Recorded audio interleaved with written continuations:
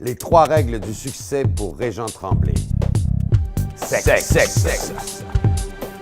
Sang. Serge?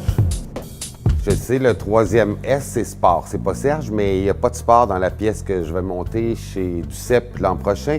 Et j'avais pas d'autre S que mon prénom, mais c'est vraiment pas un gage de succès. C'est un gage de plaisir d'être ici pour vous dire que l'an prochain, je vais monter Les Liaisons dangereuses de Christopher Hampton, d'après le roman de Laclos.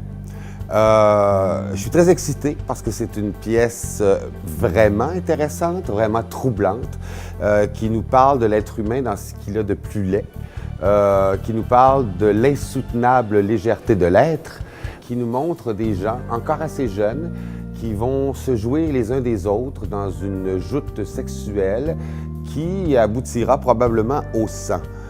J'ai décidé de présenter la pièce non pas comme elle se présente normalement, mais plutôt dans les années fin 40, début 50 en France. Pour une raison fort simple, c'est à ce moment que Christian Dior inventait la plus belle mode jamais inventée, c'est-à-dire le New Look, qui semblait être une révolution, mais qui était aussi un corset, une prison pour les femmes, et qui nous rappelle très bien l'époque des Liaisons dangereuses.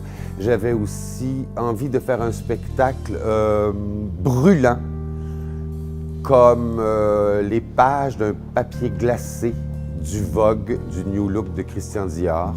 Alors un spectacle élégant, intriguant, malaisant, dérangeant, sexy, avec une distribution étonnante qui va en étonner plus d'un.